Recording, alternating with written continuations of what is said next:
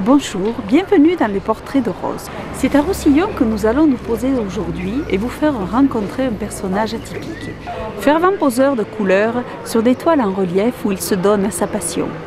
Perché est classé parmi les plus beaux villages de France, Roussillon se situe dans les monts de Vaucluse, à une trentaine de kilomètres à l'est de Cavaillon. Roussillon, par sa diversité de couleurs, allant de l'ocre rouge à l'ocre jaune, abrite 1300 habitants. Dans des maisons aux façades colorées et aux ruelles étroites faisant face au Luberon. Le tourisme international abonde tout au long de l'année dans cette région et principalement dans ces villages où tout est fait pour les accueillir. Né à Dijon, Tapiézo découvre Roussillon en 1996 et c'est grâce à ses couleurs que Tapiézo a su tirer son inspiration et créer des œuvres qui traversent le temps, le tout dans une alchimie qui mélange étroitement la couleur, la symbolique et la technologie dans un mouvement perpétuel.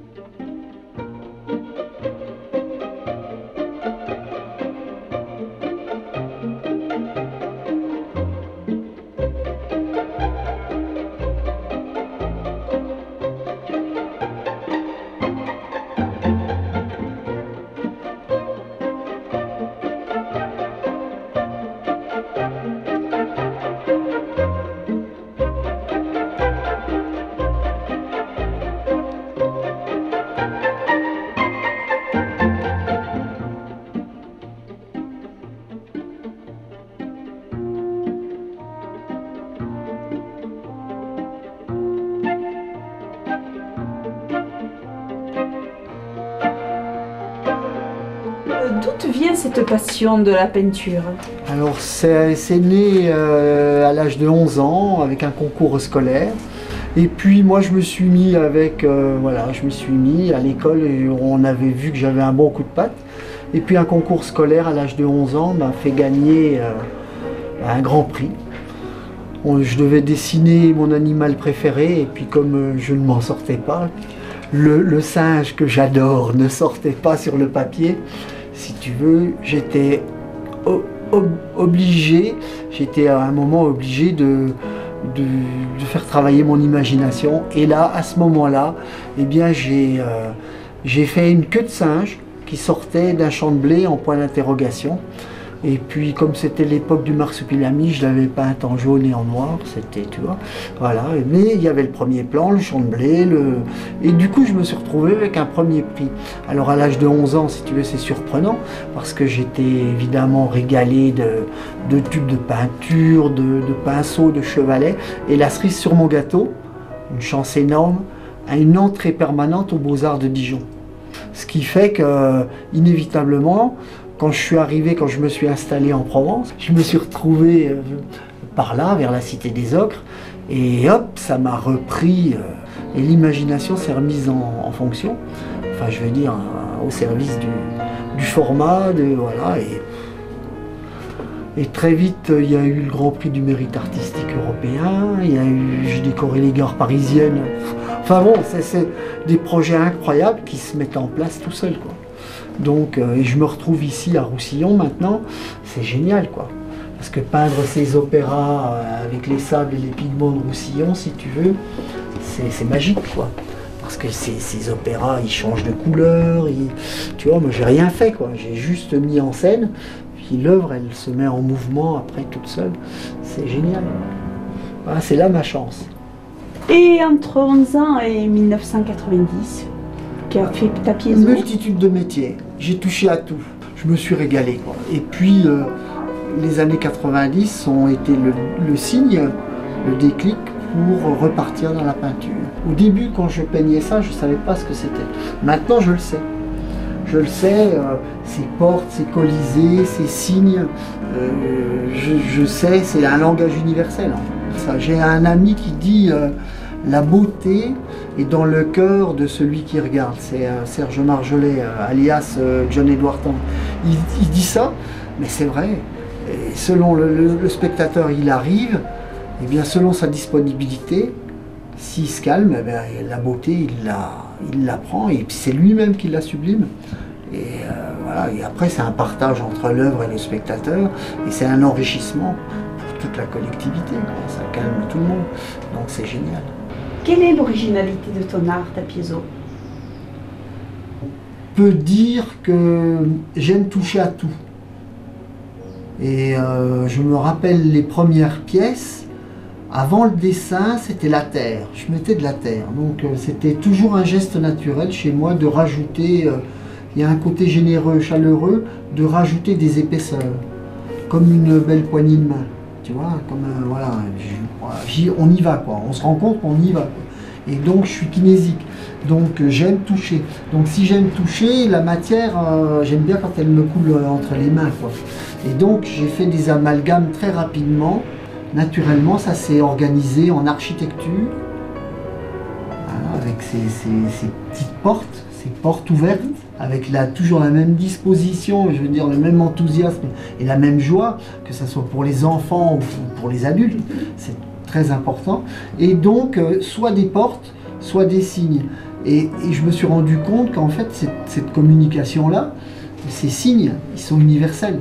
Donc j'ai travaillé tout naturellement une technique du 17e qui me permet de travailler par strates et puis de gérer chaque case avec une grille d'acier.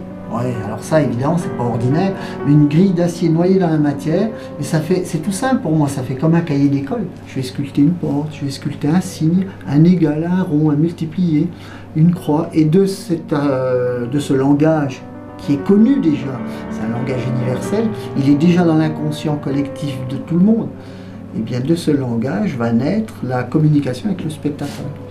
C'est une mise en scène assez longue à mettre en scène, il y a plusieurs mois de travail à chaque fois, mais qu'importe. L'important c'est de, voilà, il n'y a pas de calcul, il n'y a pas de dessin, c'est ça chaque jour. Et chaque jour, il y a des énergies qui font que voilà, c'est dans cette douceur-là. Et puis ça va dans les bleus, dans les verts, ça se colore, ça bouge. Parce que j'adore le mouvement, j'adore l'expansion. Tu sais, le côté illimitation. On y va là, waouh! C'est un peu la transcendance. Moi, je suis dans la beauté, tu vois. Je suis tranquille. Je suis pas... Et je sers de cette façon-là, si tu veux. Et chaque fois que je peux faire de la pédagogie aux enfants, eh bien, je me tais. Je fais une mise en scène sans contrainte culturelle, c'est-à-dire je dis pas un mot. Et la mise en scène fonctionne toute seule. C'est comme j'ai fait pour le Cirtum à Apt, une mise en scène dans l'atelier, tu viendrais voir. Il n'y a rien, je ne dis pas un mot, il se promène, il voit les composants électroniques, les pigments, les sables, des œuvres en préparation, des œuvres en gestation, des œuvres finies. Et puis, voilà, ils sont assez grands pour comprendre, c'est pas la peine de leur rajouter en plus un concept qui va les échauffer. Donc si tu lui donnes de la considération, si tu lui donnes les bons outils, les bonnes clés, bah, il se calme, obligatoirement il se calme, par l'art. Par l'imagination et par ce qu'il est, tout ce qu'il a déjà à l'intérieur de lui-même. Et c'est là la pure beauté de l'action pédagogique, tu vois. C'est de lui redonner sa force, mais à lui. C'est pas intéressant que moi je lui communique ma force, moi je lui donne mon trousseau de clés. Et avec mon trousseau de clés, ben, il fait des merveilles, quoi. Des belles expos, comme Shanghai, oui, c'était 2010. Ensuite, il y a eu quelques journalistes de Salon de Provence qui se sont intéressés à mon travail et puis qui m'ont fait participer à un concours. Et puis moi, je me suis retrouvé sur le podium une fois de plus. Mais je te dis, bonne chance, quoi. Voilà, je suis content, quoi. Mais sans plus, si tu veux, voilà, c'est là. Je n'ai même pas le temps de faire un arrêt sur image, je continue. Donc si tu veux, moi je suis plein de projets, tu vois. La semaine prochaine, je suis à Narbonne pour un club sportif. Bon, bah voilà, je suis en exposition. Es-tu un boulimique de travail? J'aime... pour moi, c'est pas du travail. Pour moi, ça reste un jeu dans lequel je suis en mouvement. Tu vois, j'ai l'envie d'être en mouvement. C'est-à-dire, j'ai l'envie de participer à ce jeu de création parce qu'il n'y a que dans le mouvement que tu peux arriver à te dépasser. et tu rentres en projet, et tu rencontres des gens, et tu as le regard dans le regard des autres, et c'est les autres qui te proposent, qui te portent chance, qui t'amènent des projets, qui te donnent une poignée de main, un sourire, et hop, et une nouvelle œuvre est en train de se créer, tu vois. D'un certain côté, je suis boulimique, ouais. Et j'aime ça. J'aime ça. Je ne saurais pas voir la vie autrement. C'est comme quand tu vas te promener dans la nature. Tu vois 12 000 variétés, tu vois 12 000 fleurs. Le vent n'est jamais le même, la pluie c'est jamais la même. Tu es toujours à un moment, tiens, tu vois telle fleur, le lendemain c'est changé. Enfin, tu vois, on est le printemps et tout, c'est top, quoi. C'est ça. Et la création, c'est ça. Pour moi, c'est un éternel printemps, quoi. Tu vois, voilà. C'est ça. Pour moi, c'est naturel d'être en mouvement, en ébullition, et chaque jour, je croise des gens différents, puisqu'ici, à Roussillon, il passe le monde entier. Et puis voilà, tu vois. J'aime le silence. Je me suis rendu compte que j'avais même plus besoin de musique pour créer, que j'aimais être dans le silence. Je dirais en présentation, on a besoin d'un support musical pour porter le visiteur. Mais moi, la création, non, je suis carrément immergé dedans. Je sais même plus ce que je fais, je fais quoi. Et donc, j'ai pas c'est pas une nécessité. Tu vois, c'est pas une nécessité. Par instant, oui, j'aime bien écouter soit du classique, soit U2 ou Coldplay, voilà, j'aime bien les choses un peu, tu vois, des choses qui nous emmènent, tu vois, des phrasés un peu, voilà, un peu légers. Et j'aime bien le classique, j'aime bien aussi ces notes claires, tu vois. Tu es très impliqué dans la vie de la région? Je voudrais l'être encore plus. Très sincèrement, je voudrais l'être encore plus, parce qu'il y a des acteurs politiques qui ont besoin de soutien, parce que le soutien, la considération, il y a des actions qui sont menées. On a tous besoin d'aide, on a tous besoin de l'entraide, on a tous besoin d'avoir un voisin qui nous sourit ou qui nous apporte une pomme, une orange, voilà, on a tous besoin de ça. Moi je loue des œuvres aux entreprises pour leur donner plus d'imagination. Chaque fois que je peux apporter l'aide à un politique avec une œuvre monumentale créée dans le lien social, tu vois, bon bah voilà, faire des choses, ou plus proche de nous avec le CIRTOM et Olivier Curel, ouais, je fais volontiers, mais je me donne complètement. Donc quand tu sers le monde de l'enfance et des grands, eh bien tu allèges d'autant une part, si tu veux, du politique qui, ben lui, puis après lui, il n'a plus qu'à s'en servir, quoi. Joie de vivre et gentillesse, c'est toi? Oui, c'est toujours en... Chaque jour, tu es repris, tu vois. Chaque jour, tu dois faire preuve de tout ça. Chaque jour, tu dois y arriver. C'est-à-dire, tu ne dois pas... C'est l'envie qui doit être là, la première, tu vois. La joie, elle est déjà là, la joie, elle est dans l'air. Donc, soit tu l'utilises et puis tu remontes, là, tu le mets la banane, quoi. Et puis, à ce moment-là, comme l'art, c'est une médiation, ben, tu la mets dans l'œuvre. Tu vois, avec des mouvements qui sont légers, quoi, parce qu'on est dans un monochrome. Donc c'est des subtilités de teintes, ça passe par tous les ocres, en allant jusqu'à un gris d'une douceur extrême. Ça va presque au blanc, mais voilà, mais c'est très léger. Et puis on aperçoit la grille d'acier noyée dans la matière. Et puis tous ces signes, toujours cette hiérarchie, puis ces signes en liberté. Alors ce langage des couleurs, je m'en sers parce que j'aime la couleur, hein. Il y a plein de gens qui ont dit que j'étais coloriste. Donc voilà, moi j'aimerais trouver des chemises de couleurs, des choses colorées, des belles des textures, voilà. Et avec les pigments, on a tout dans la nature, donc j'aime ça. Alors, j'apprends pas aux enfants à faire la couleur, je leur apprends à diluer la couleur, je leur apprends à utiliser soit la couleur pure, soit la couleur diluée. Ça reste simple. En ce qui concerne la pédagogie de mélanger les pigments, j'en suis pas là, parce que je trouve que Cette liberté-là, elle doit arriver, mais après. Pourtant simple, hein, mais on va déjà mélanger la teinte avec de l'eau pour l'alléger ou la renforcer, hein, avant tout concept. Donc si je ne veux pas mettre l'enfant en échec, si je veux le laisser dans la réussite, il faut aller très doucement dans le concept et passer par le silence. C'est pour ça que j'en reviens au silence. Alors quand je fais une démarche, une expérience avec la couleur, eh bien il y a une table rouge, une table jaune, une table verte, une table bleue. Comme ça, je ne lui prends pas la tête.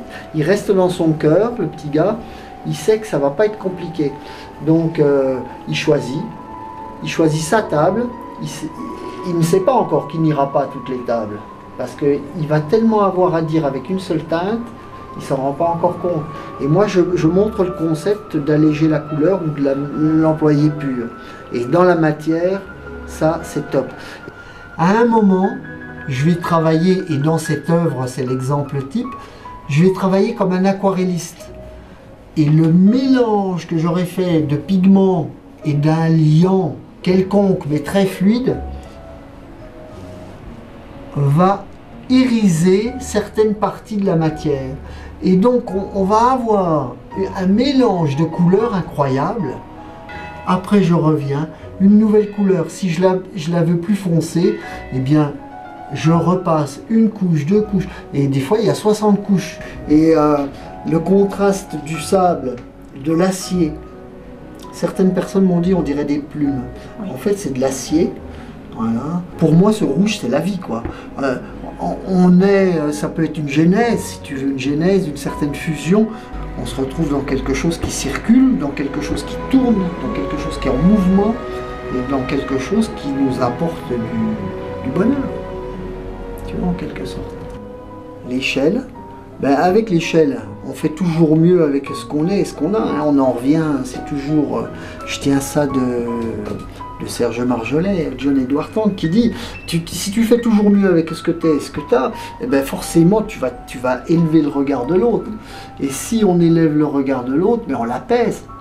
Parce qu'en élevant le regard, tu permets aux gens de voir plus loin. Moi j'explique le mien.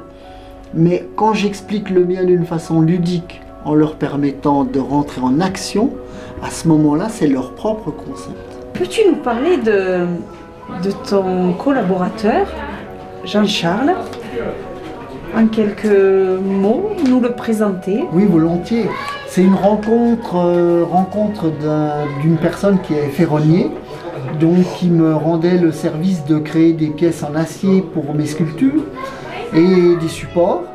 Et puis j'ai trouvé cet homme remarquable, et comme il est aussi électricien et de formation ingénieur et d'une imagination, je dirais, il est ingénieux. Et donc je me suis retrouvé à lui demander est-ce que tu pourrais amener du mouvement dans l'œuvre avec de l'électronique, avec des choses actuelles, avec de la lumière, avec l'électricité. Tu as récupéré ces pièces-là dans l'atelier, dans les déchets. Oui, dans les déchets, entre guillemets. Voilà, dans les déchets, et puis j'en ai fait du mouvement. Voilà, les relais aussi. Les relais servent aux différents mouvements, hein, oui, c'est ça, pour gérer l'électricité qui arrive ou qui s'en va. Faire passer d'un côté à l'autre le mouvement. C'est ça, voilà. C'est ça. Et tu as récupéré aussi des adaptateurs, tu as joué avec le voltage. Avec le voltage, avec tout ça. D'accord. Et tu as relié des œuvres entre elles électroniquement. Tu sais, tu avais mis de la lumière, pendant qu'on en touchait une autre, il y a la lumière qui s'allumait sur une autre. Après, avec un détecteur de mouvement, faire en sorte que l'œuvre se mette en route dès qu'il y a quelqu'un qui est juste devant l'œuvre, quoi, et toucher à l'interrupteur, le faire mettre de droite à gauche et allumer une lumière en même temps. Et son côté ludique fait que, effectivement, moi je dis l'œuvre est à toucher et l'œuvre est à partager. Il n'y a que comme ça qu'on partage la beauté. Hein. Et du coup, l'interactivité, l'enfant il n'a plus qu'à toucher. Il touche l'œuvre, boum, ça s'allume. Alors déjà il avait le droit de toucher, donc c'était cet espace de liberté. Et avec Jean-Charles, c'est ouvrir un espace d'interaction génial pour faire rentrer après la pédagogie du CIRTOM dans le recyclage. C'est là où c'est le côté ludique. C'est-à-dire on ne parle pas du recyclage, mais on est là en préalable. C'est ça qui sert la démarche des politiques au niveau du recyclage. As-tu l'impression de changer la vie des gens avec les œuvres que tu exposes dans la rue ou les entreprises? Alors ça se fait, c'est quasi, je dirais quasi instantané. L'entreprise qui n'y croit pas mais qui me fait confiance, il me passe un mail dans les 10 jours ou un coup de fil dans les 10 jours et ils me disent des mots extraordinaires, incroyables. Voilà. Et j'ai des témoignages incroyables. Des témoignages incroyables. L'œuvre en situation change la donne, c'est-à-dire ça te fait un nouveau pôle de communication. C'est un peu comme la machine à café, tu vois. Ça fait une pièce conviviale. Tu mets une œuvre comme ça au mur, le bureau, ça y est, les gens rentrent, ça aspire les gens prennent le café, les gens, tu vois, et on parle, on reparle, ça remet l'humain du humain à humain. Donc ça remet de la communication, ça refait du lien social. C'est l'œuvre qui fait, parce qu'elle a suscité des questions. Mais qui les a posées? C'est celui qui a regardé, il a posé des questions. Il a posé des questions à celui qui était dans l'espace, c'est le contenant, tu vois. On a parlé d'une chose qu'on n'avait encore jamais vue, et puis qui nous a étonnés. Elle est, pour une fois, elle est autre, hein, elle est loin du vacarme ambiant, elle s'approche de la beauté, de quelque chose d'autre, et à ce moment-là, et puis comme c'est l'art, c'est une belle verticalité au mur, ouais, ben, ma foi, ben, derrière on travaille mieux. Va se porter beaucoup puisqu'elle aura de l'art, elle aura du lien social, elle aura de l'art à l'intérieur et on arrête les calendriers, quoi. C'est bon, on arrête les sous-verts, voilà, les pièces, les photocopies au mur, c'est bon. On a besoin d'aller chercher son artiste dans son quartier et de l'afficher, de le mettre au mur. Tu encourages les gens à toucher tes œuvres, c'est pas très courant. C'est pour moi une des... Oui, tu as raison. C'est vrai, on rentre dans un musée, on se tait. On rentre dans une galerie, si on ose, on se tait et puis on touche pas. C'est toujours... dès qu'on est même dans le ventre de la mer, déjà, faut pas se salir. Tu vois, presque. Voilà, donc c'est cette... Et j'ouvre cette liberté de toucher. Toucher à la galerie, toucher les œuvres. Ouais, c'est bon, allez-y. Et déjà, on va pouvoir s'approprier un peu plus de liberté. Et c'est cette liberté qui va déjà nous détendre un peu, quoi. Dire, bon, ben, ah oui, j'ai le droit, ah, j'ai enfin le droit. Bon, ben, alors ça va déjà mieux. Mon champ de liberté qui s'agrandit un petit peu. Voilà. Et donc, il s'agrandit ici beaucoup, puisque bon, c'est censé être de l'art. Donc voilà, comme j'ai jamais eu le droit de toucher l'art, ben là, ça y est. Donc ça va remettre du lien avec la galerie, avec le musée, avec tout ce qui concerne l'art. Évidemment, c'est pas dit, mais juste dans cette action, cette liberté offerte, ça va élargir le domaine, tu vois, ça va élargir les possibilités humaines. Les totems, voilà le totem peinture, et ce totem peinture qui est sur toile est devenu, avec une double face, est devenu un monolithe à toucher, d'autant plus qu'il tourne. Donc si tu veux, pour obliger entre guillemets les gens à toucher, j'ai créé le monolithe. Un monolithe ne tourne pas, un monolithe on ne peut pas le bouger, c'est tellement lourd. Mais justement j'aime le paradoxe, donc c'est un monolithe qui tourne. Et quels sont les formats de tes œuvres? Alors si tu veux, je peux t'emmener devant un format immense, un format sans commencement et sans fin. Ça t'intéresse? Ah oui. Tu veux voir ça? Oui. Ouais, parce que c'est des... Rien que déjà dans cette notion de sans commencement et sans fin, tu vois, ça, moi ça m'interpelle. Je suis content, je vais te montrer ça.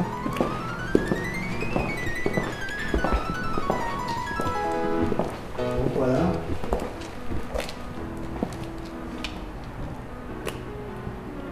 C'est sur bois, c'est 2,50 par 2,50. C'est une architecture de bois dans lequel j'ai organisé une façade donc sans commencement et sans fin. Et tu vois que quand tu prends du recul, selon la lumière, eh bien t'as comme une proue d'un bateau qui peut avancer. Tu vois. Soit tu as la rondeur, soit tu as presque une pointe à certains moments. J'adore le mouvement devant ces œuvres qui sont justement d'une grande puissance, sans commencement et sans fin. Elles étaient là bien avant moi et elles resteront là bien après moi. Donc tu vois, et moi je passe, mais je reste en mouvement devant cette histoire. Cette unité, et c'est plus que ce qu'on croit en réalité. Tout ça, tu vois, je suis déjà ailleurs, quoi. Je suis toujours à Roussillon, mais je me déplace, je continue.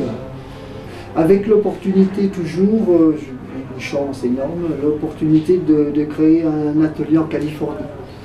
Donc, ça ne sera pas un atelier très grand, mais bon, moi je serai sur place, quoi. Donc voilà, c'est génial, tu vois.